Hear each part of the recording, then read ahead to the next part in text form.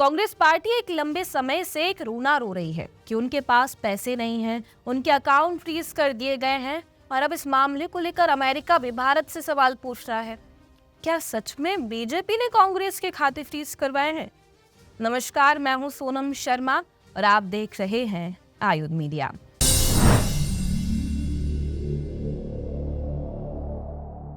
आज इस खास रिपोर्ट में हम आपसे कांग्रेस पार्टी द्वारा बार बार अकाउंट फ्रीज होने की जो बात की जा रही है, पैसे ना होने की जो बात की जा रही है, उसी पर चर्चा करने वाले हैं।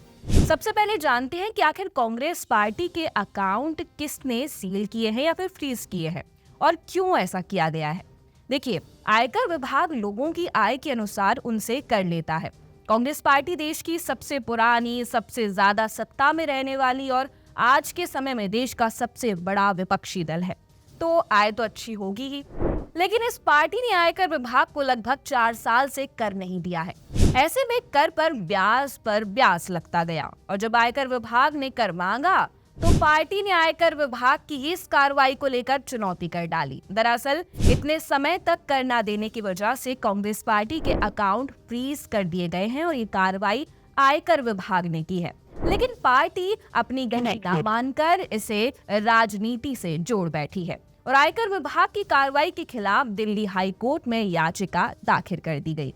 दरअसल कांग्रेस पार्टी ने 4 सालों के लिए इनकम टैक्स की टैक्स पुनर्मूल्यांकन प्रोसेसिंग के खिलाफ याचिका दायर की थी, जिसे लेकर दिल्ली हाई कोर्ट की बेंच ने आज अपने आदेश जारी कर दिए हैं।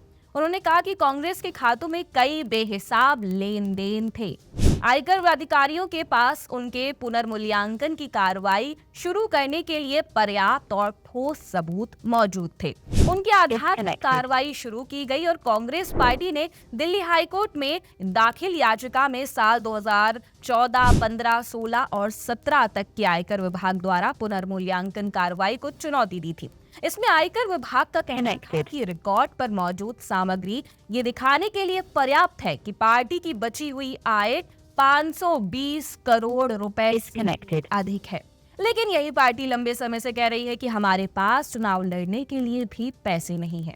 इसे लेकर भोपाल के वरिष्ठ पत्रकार सतीश एलिया का क्या कहना है, एक बार नजर डालिए। कांग्रेस पार्टी ने अपने हिसाब किताब का इनकम टैक्स का रिटर्न समय पर फाइल नहीं किया। न केवल समय पर फाइल नहीं किया, बल्कि जब उनके ऊपर रिकवरी निकली तो रिकवरी की राशि भी उन्होंने नहीं दी। और अब तो हाई कोर्ट ने बहुत दो टूक साफ तौर पर यह कह दिया है कि इस मामले में वो दखल नहीं देंगे, क्योंकि इनकम टैक्स विभाग ने कोर्ट के सामने ये साबित कर दिया कि 520 करोड़ रुपए की जो आय है वो कांग्रेस ने छिपाई थी। तो जाहिर है कि जो आय आप छिपाते हैं, जो आय आपको हो रही है, उस पर आपको टैक्स बनता है। तो जब आप आय छुपा रहे हैं तो ये एक तरह से इनकम टैक्स के कानून के तहत एक अपराध है और इसमें कानून सम्मत जो कार्रवाई थी इनकम टैक्स डिपार्टमेंट ने वही की थी।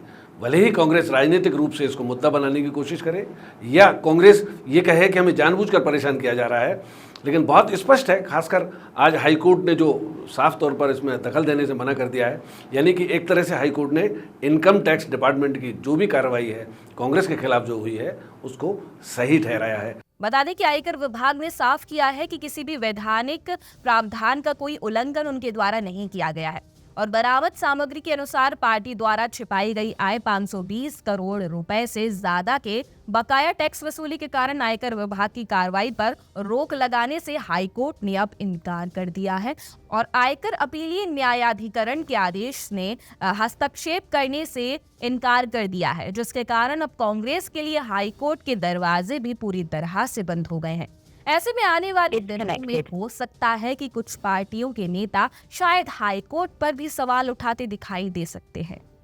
इस रिपोर्ट को लेकर आपकी क्या राय है और साथ में कांग्रेस जो बार बार ये चीज दोहरा रही है कि उसके पास पैसे नहीं है, इसको लेकर क्या राय है, हमें कमेंट करके जरूर बताएं। इसके अलावा अगर अभी तक आपने हमारे चैनल को सब्सक्राइब नहीं किया है तो तुरंत कर दीजिए। आयुध इंस्टाग्राम, फेसबुक और एक्स पर भी मौजूद है। अगर अभी तक आपने फॉलो ना किया हो तो तुरंत कर दीजिए। आपका बहुत बहुत धन्यवाद। लगातार जुड़े रहने के लिए आयुध को सब्सक्राइब जरूर करें।